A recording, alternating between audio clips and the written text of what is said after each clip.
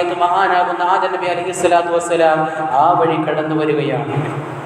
ആദം നബി അലൈഹിസ്സലാത്തു വസ്സലാം വന്നിട്ട് ചോദിച്ചു, എന്തേ കുട്ടികളെ നിങ്ങൾ അടികൂടുന്നതെന്ന് ചോദിക്കുമ്പോൾ അവരാ വിശദീകരണങ്ങൾ അവിടെ അതിൻ്റെ അടിയുടെ വിശദീകരണങ്ങൾ പറഞ്ഞു കൊടുക്കുമ്പോൾ ആദം നബി അലൈഹിസ്സലാത്തു വസ്സലാം പറയുകയാണ്, ഇല്ല ഇല്ല, ഞാനല്ല ഏറ്റവും വലിയ സൃഷ്ടി, മലക്കുകളുമല്ല ഏറ്റവും വലിയ സൃഷ്ടി. കാര്യമെന്തെന്നറിയോ? യാ ബുനയ്യ ഇന്നല്ലാഹ ലമ്മാ നഫഖ ഫിസ്സുറൂഹി ഫറഅനാഹു ഫീ ഇബ്തിദാഇനാ. എന്റെ ശരീരത്തിലേക്ക് അല്ലാഹു സുബ്ഹാനഹു വ തആല റൂഹിനെ ഊതിയപ്പോൾ ഫറഅയ്തുഹു അലൽ അർശി, ഞാനതേ അല്ലാഹുവിന്റെ അർശിലേക്ക് നോക്കുകയുണ്ടായി മക്കളെ. ആ സമയത്ത് ഞാനൊരു കാഴ്ച കണ്ടു. എന്തെന്നറിയോ? മക്തൂബത്തൻ ലാ ഇലാഹ ഇല്ലല്ലാഹ് മുഹമ്മദുർ റസൂലുള്ളാഹ്. അല്ലാഹുവിന്റെ അർശിൽ ഞാൻ നോക്കുമ്പോൾ ആ അർശിൽ എഴുതപ്പെട്ടിരിക്കുകയാണ് ലാ ഇലാഹ ഇല്ലല്ലാഹ് മുഹമ്മദുർ റസൂലുള്ളാഹ്. അങ്ങനെ ഞാൻ അല്ലാഹുവിനോട് ചോദിച്ചു, അല്ലാഹുവേ, എന്തേ ഈ മുഹമ്മദ് എന്ന് പറയുന്ന ആളുടെ പേര് നിങ്ങളുടേതായ അല്ലാഹുവിൻ്റെതായ പേരുമായിട്ട് യോജിപ്പിക്കാനുള്ള കാര്യമെന്തെന്ന് ചോദിക്കുമ്പോൾ ആദം നബി അലൈഹിസ്സലാത്തു വസ്സലാമിനോട് അല്ലാഹു സുബ്ഹാനഹു വ തആല പറയുന്ന, ആദമേ, അതിൻ്റെ വരാനിരിക്കുന്നതായ എൻ്റെ നബിയാ. ആ നബിയുടെ പ്രത്യേകത എന്തെന്നറിയുമോ? ആ നബിയുടെ പ്രത്യേകത എന്തെന്നറിയുമോ? അഷ്റഫുൽ ഖൽഖ്, സൃഷ്ടികളിൽ വെച്ച് ഏറ്റവും വലിയ സൃഷ്ടിയാരെന്നറിയുമോ? അതെന്റെ പ്രവാചകനാകുന്ന നബിയുനാ മുഹമ്മദുർ റസൂലുള്ളാഹ് സല്ലല്ലാഹു അലൈഹി വസല്ലമ തങ്ങളെന്ന് ആദം നബി അലൈഹിസ്സലാത്തു വസ്സലാമിനോട് ആര് പറഞ്ഞു? അല്ലാഹു സുബ്ഹാനഹു വ തആല പറഞ്ഞു എന്ന് ഇബ്നു അബ്ബാസ് റളിയല്ലാഹു അൻഹു റിപ്പോർട്ട് ചെയ്യുന്ന ഹദീസിൽ കാണാം. അതാണ് പ്രിയമുള്ള സഹോദരങ്ങളെ, ഞാനും നിങ്ങളും പഠിക്കേണ്ടതുണ്ട്. സൃഷ്ടികളെന്ന് പറഞ്ഞു കഴിഞ്ഞാൽ അമ്പിയാക്കൾ പെടുന്നതാണ്, അതേ മലക്കുകൾ പെടുന്നതാണ്, കഅബ പെടുന്നതാണ്, ഹജറുൽ അസ്വദ് പെടുന്നതാണ്, എല്ലാം അതിൽ പെടുന്നതാണ്. ആ പെടുന്നതിന്റെ സർവ്വ സൃഷ്ടികളെക്കാളും അല്ലാഹ് സൃഷ്ടിച്ചതിൽ വെച്ച് ഏറ്റവും വലിയ സൃഷ്ടി എന്നറിയോ? അത് നബിയുനാ മുഹമ്മദുർ റസൂലുള്ളാഹ്. അഫ്ദലുൽ മിയാഹി മാഉൻ ഖദ് നബാ മിൻ ബൈനി അസ്ഹാബി നബിയുൽ മുത്തബഅ ഇലൈഹി മാഉൻ സംസം ഫൽകൗസർ فنيل مصر ثم باقي الأنهار. ഏറ്റവും വലിയ വെള്ളമായിട്ട് ഞാനും നിങ്ങളും കുടിക്കുന്ന വെള്ളമേതെന്നറിയോ? അത് മക്കയിൽ നിന്ന് ഹജ്ജ് കഴിഞ്ഞ് ഉംറ കഴിഞ്ഞ് കൊണ്ടുവരുന്ന സംസം വെള്ളമാണ്. ഞാനും നിങ്ങളും ഏറ്റവും വലിയ പുണ്യമായ വെള്ളമെന്ന് കരുതുന്നുണ്ടെങ്കിൽ അവിടെ എനിക്കും നിങ്ങൾക്കും തെറ്റിപ്പോയി. ഏറ്റവും നല്ല വെള്ളമേതെന്നറിയോ? മഹാനാകുന്ന മഹല്ലി ഇമാം പറയുകയാ, അഫ്ദലുൽ മിയാഹി മാഉൻ ഖദ് നബാ മിൻ ബൈനി അസ്വാബിഇ നബിയിൽ മുത്തബഅ. വെള്ളങ്ങളുടെ കൂട്ടത്തിലെ ഏറ്റവും നല്ല വെള്ളമേതെന്നറിയോ? അത് ഹബീബായ തങ്ങളുടെ കയ്യിൽ നിന്ന് പുറപ്പെട്ട വെള്ളമാണ്. ആ വെള്ളത്തിന് ശേഷമാണ് സംസം വെള്ളത്തിന് പോലും സ്ഥാനമുള്ളൂ. പിന്നെ പാടുകയാ, ഇലൈഹി മാഉൻ സംസം ഫൽകൗസർ. നബി സല്ലല്ലാഹു അലൈഹി വസല്ലമ തങ്ങളുടെ കയ്യിൽ നിന്ന് പൊട്ടിപ്പുറപ്പെട്ട ആ വെള്ളത്തിനാണ് ഒന്നാം സ്ഥാനം. രണ്ടാമത്തെ സ്ഥാനം എന്തെന്നറിയോ? അത് സംസം വെള്ളത്തിനാ. മൂന്നാമത്തെ സ്ഥാനം എന്തെന്നറിയോ? അത് മഹാനാകുന്ന റസൂലുള്ളാഹി സ്വല്ലല്ലാഹു അലൈഹി വസല്ലമ തങ്ങൾക്ക് നാളെ മഹ്ശറിൽ കൊടുക്കുന്ന കൗസർ എന്ന് പറയുന്ന വെള്ളമാണ്. അപ്പോൾ സൃഷ്ടികളിൽ വെച്ച് ഏറ്റവും നല്ല സൃഷ്ടി ഹബീബ് മുഹമ്മദ് മുസ്തഫ. അതുകൊണ്ടാണ് ഹബീബായ തങ്ങളെ കയ്യിൽ നിന്ന് പുറപ്പെട്ടത് കൊണ്ട് മാത്രമാണ് ഹബീബായ തങ്ങളുടെ കയ്യിൽ നിന്ന് പുറപ്പെട്ട വെള്ളങ്ങളുടെ കൂട്ടത്തിൽ ഏറ്റവും വലിയ സ്ഥാനം കൊടുത്തത്. അവിടെയും നാം ചിന്തിക്കേണ്ടതുണ്ട്. അപ്പോൾ മക്കയെക്കാളും എല്ലാത്തിനേക്കാളും സൃഷ്ടികളിൽ ഏറ്റവും വലിയ സൃഷ്ടി ഹബീബ് മുഹമ്മദ് മുസ്തഫ സ്വല്ലല്ലാഹു അലൈഹി വസല്ലമ തങ്ങൾ തന്നെയാണ്. നിങ്ങൾക്കറിയുമോ പ്രിയമുള്ള സഹോദരങ്ങളെ, ആ ഹബീബായ സ്വല്ലല്ലാഹു അലൈഹി വസല്ലമ തങ്ങളെ പറ്റിയിട്ട് പാടുകയും പുകഴ്ത്തുകയും ചെയ്യൽ ഏറ്റവും വലിയ പുണ്യകരമാണ്. മഹാനാകുന്നതായ ഇന്ത്യൻ സുയൂത്തി എന്നറിയപ്പെടുന്ന മഹാനാകുന്നതായ അഹ്മദ് റസാ ഖാൻ ബറൈലി റളിയല്ലാഹു അൻഹു 700-ൽ അധികം വരുന്ന കിതാബുകൾ മഹാനാകുന്ന അഹ്മദ് റസാ ഖാൻ ബറൈലി റളിയല്ലാഹു അൻഹു രചിച്ചിട്ടുണ്ട്. അദ്ദേഹം ഒരു ദിവസം അവിടുന്ന് ഹബീബായ സല്ലല്ലാഹു അലൈഹി വസല്ലമ തങ്ങളുടെ അപദാനങ്ങൾ പാടാൻ വേണ്ടി ഇല്ലെങ്കിൽ എഴുതാൻ വേണ്ടിയിട്ട് കുറച്ച് കിതാബുകൾ റഫറൻസിനായിട്ട് ഉപയോഗിച്ചപ്പോൾ ആദ്യമായിട്ട് അദ്ദേഹം എടുത്തത് പരിശുദ്ധ ഖുർആനാണ്. ആ പരിശുദ്ധ ഖുർആൻ എടുത്തു വെച്ച് അദ്ദേഹം അവിടുന്ന് റഫറൻസ് ചെയ്തപ്പോൾ ഹബീബായ സല്ലല്ലാഹു അലൈഹി വസല്ലമ തങ്ങളുടെ നൂറിനെ പറ്റിയിട്ട് പ്രകാശത്തിനെ പറ്റിയിട്ട് അവിടുന്ന് എഴുതാൻ നോക്കിയപ്പോൾ അതിനു മുമ്പേ തന്നെ അദ്ദേഹം അവിടുന്ന് ഹബീബായ തങ്ങളുടെ നൂറ് എഴുതുന്നതിന് മുമ്പ് തന്നെ പരിശുദ്ധ ഖുർആനിൽ അല്ലാഹു സുബ്ഹാനഹു വ തആല ഹബീബായ തങ്ങളുടെ നൂറിനെ പറ്റി പറഞ്ഞു പോയിട്ടുണ്ട്. വഖദ് ജാഅകും മിനല്ലാഹി നൂറുൻ വ കിതാബുൻ മുബീൻ. സൂറത്തുൽ മാഇദയിൽ 15-ാമത്തെ ആയത്തിലെ മഹാനാകുന്ന അഹ്മദ് റസാ ഖാൻ റളിയല്ലാഹു അൻഹു പറയുകയാണ്, ഞാനതേ ഹബീബായ തങ്ങളുടെ പ്രകാശത്തിനെ പറ്റി എഴുതാൻ പോയപ്പോൾ എനിക്ക് മുമ്പ് തന്നെ അല്ലാഹു സുബ്ഹാനഹു വ തആല പരിശുദ്ധ ഖുർആനിൽ അല്ലാഹുവിന്റെ റസൂലിന്റെ പ്രകാശത്തിനെ പറ്റിയിട്ട് വർണ്ണമായി വിവരിച്ചിട്ടുണ്ട് എന്ന് മഹാനാകുന്ന അഹ്മദ് റസാ ഖാൻ പറയുകയാ. എന്നിട്ടോ മഹാനാകുന്ന അഹ്മദ് റസാ ഖാൻ അവിടുന്ന് എഴുതുകയാ, ഞാൻ ഹബീബായ തങ്ങളുടെ സൽസ്വഭാവത്തിനെ പറ്റി എഴുതാൻ നോക്കിയപ്പോൾ അതിനും അവിടെ ഖുർആൻ തടസ്സം വരികയാ. എനിക്ക് മുമ്പ് ഖുർആൻ പറഞ്ഞു പോയിട്ടുണ്ട്, ഫഇന്നക ലഅലാ ഖുൽഖിൻ അദീം. ഹബീബായ തങ്ങളുടെ സൽസ്വഭാവത്തിനെ പറ്റിയിട്ട് പരിശുദ്ധ ഖുർആൻ അവിടെ പറഞ്ഞു പോയിട്ടുണ്ട്. എന്നിട്ടോ അല്ലാഹുവിന്റെ റസൂലിന്റെ സൽസ്വഭാവത്തിനെ പറ്റിയിട്ട് അവിടുത്തെ സംസാരത്തിനെ പറ്റിയിട്ട് പരിശുദ്ധ ഖുർആൻ പറയുകയാ,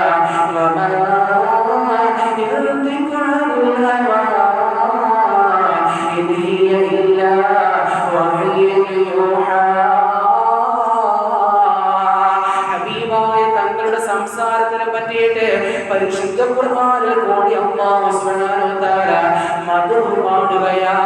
എന്നിട്ടോ ഹബീബായ തങ്ങളെ ഇറക്കിയതിനെ പറ്റിയിട്ട് പരിശുദ്ധ ഖുർആൻ പറയുകയാ, വമാ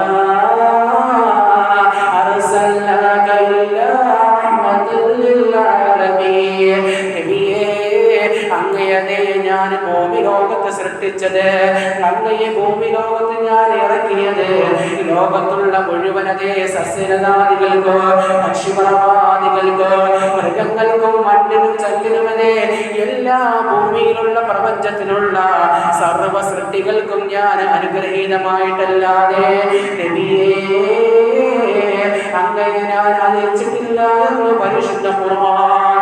എന്നിട്ടോ മഹാനാകുന്ന അഹ്മദ് റസാ ഖാൻ പറയുകയാ, ഹബീബായ തങ്ങളുടെ കാരുണ്യത്തിനെ പറ്റിയിട്ട് ഞാൻ അവിടെ എഴുതാൻ നോക്കിയപ്പോൾ എന്റെ മുന്നിൽ ഖുർആൻ തടസ്സം വരികയാ.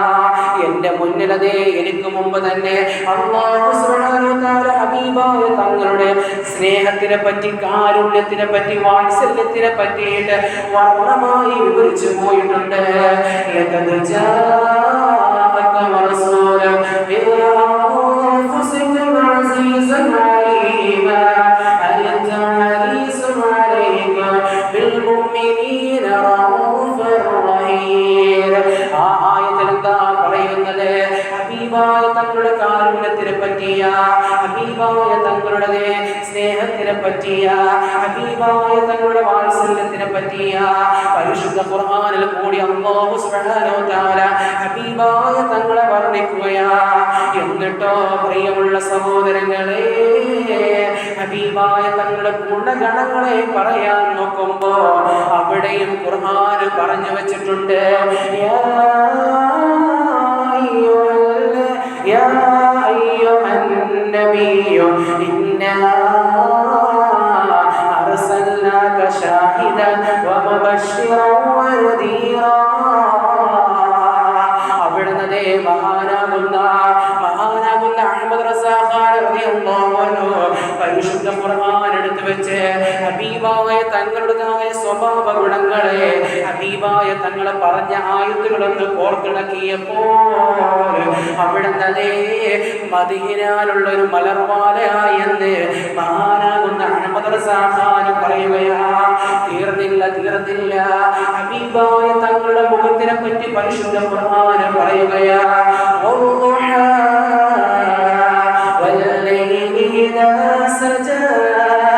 ഹബീബായ തങ്ങളുടെ മുഖത്തിനെ പറ്റി പരിശുദ്ധ ഖുർആൻ പറയുകയാ. എന്നിട്ടോ ഹബീബായ തങ്ങളുടെ മുടികളെ പറ്റിയിട്ട് എഴുതാൻ നോക്കിയപ്പോൾ അവിടെയും പരിശുദ്ധ ഖുർആൻ പറയുകയാ.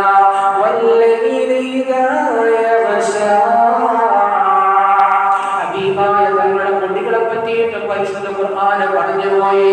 എന്നിട്ടോ ഹബീബായ തങ്ങളുടെ നെഞ്ചിനെ പറ്റി ഞാൻ എഴുതാൻ നോക്കിയപ്പോൾ അവിടെ എനിക്ക് മുമ്പ് ഖുർആൻ കടന്നു പോയിട്ടുണ്ട്. ഏതാ സൂറത്തെന്നറിയുമോ? അലം നശ്റഹ് ലക സദ്റക വവദഅനാ അൻക വിസ്റക. അവിടുന്ന് ഹബീബായ തങ്ങളുടെ നെഞ്ചിനെ പറ്റിയിട്ട് പരിശുദ്ധ ഖുർആൻ പറഞ്ഞുപോയി. ഇനി ഹബീബായ തങ്ങളുടെ അപദാനം പാടാൻ വേണ്ടിയിട്ട് ഞാൻ നോക്കിയപ്പോൾ അവിടെയും എനിക്ക് മുമ്പ് പരിശുദ്ധ ഖുർആൻ കടന്നുപോയി. നബിയേ, അങ്ങയുടെ അപദാനത്തിന് ഞാൻ ലോകത്തിന്റെ മുന്നിൽ ഉന്നതിയിൽ നിന്ന് ഉന്നതിയിലാക്കി നബിയേ എന്ന് പരിശുദ്ധ ഖുർആനിൽ കൂടി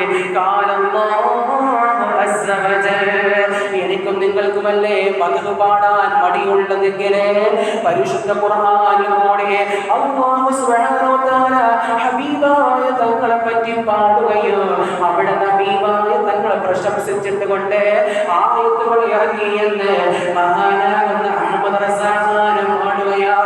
അതല്ലേ ഞാൻ നിങ്ങളും കേട്ടുപോയിട്ടുള്ളൊരു പാട്ടുണ്ടല്ലോ.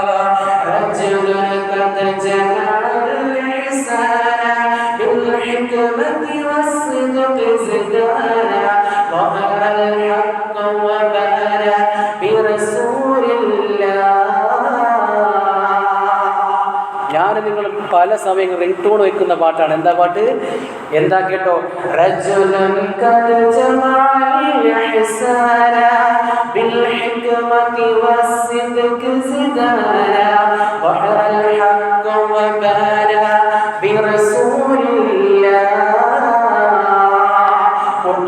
ഹബീബായ തങ്ങളുടെ കാരുണ്യത്തിനെ പറ്റിയിട്ട് പറഞ്ഞു പോയിട്ടുണ്ട്. അതെല്ലാം ഉൾക്കൊള്ളുന്ന ഒരു പാട്ടാണ് ഞാനും നിങ്ങൾ റിംഗ്ടോൺ വെക്കുന്നത്. എന്നിട്ട് അവസാനം മഹാനാകുന്ന അഹ്മദ് റസാ ഖാൻ പാടുകയാ. ആയത്തോ സേ മിലാതാ രഹാ ആയത്തേ फिर जो देखा तो नेमते नबी बन गई. ഹബീബായ തങ്ങളെ, അങ്ങയെ പറ്റിയുള്ള ഖുർആൻ ആയത്തുകളെ ഞാനൊന്ന് കോർത്തിണക്കിയപ്പോൾ തങ്ങളെ അങ്ങയുടേതായ മദീനയിലുള്ള ഒരു മലർവാല ആയെന്ന് മഹാനാകുന്ന അഹ്മദ് റസാ ഖാൻ പാടുകയാ. ലംഹാ ലംഹാ മുझ पर नबी की अता इस तो मक़ाम मौला से क्या है कहोगे मेरा खुदा ने मुझे अपने महबूब का उम्मती कर दिया इस करम को रंग के शुक्र कैसे अदा ഹബീബായ തങ്ങളുടെ അവതാരങ്ങൾ പാടിയിട്ട് അവസാനം മഹാനുഭാവനം പറയുകയാണ് അപ്പിനെ മഹബൂബ ഉമ്മത്തി കർ ദിയാ എന്റെ തിരു ഹബീബിന്റെ ഉമ്മത്തായി ജനിപ്പിച്ചതിനെ റബ്ബേ ഇസ് കറം കാ കറോ ശുക്ർ കൈസേ അദാ നിന്നോട് ഞാൻ എത്ര സുജൂദ് ചെയ്താലോ, നിന്നോട് എത്ര തസ്ബീഹ് ചെയ്താലോ, നിന്നോട് എത്ര ദിക്ർ ചൊല്ലിയാലോ, നിന്നോട് എത്ര അൽഹംദുലില്ലാഹ് പറഞ്ഞാലോ, നിന്നോട് എത്ര സുബ്ഹാനല്ലാഹ് പറഞ്ഞാലോ എനിക്ക് മതിയാവില്ല നാഥാ.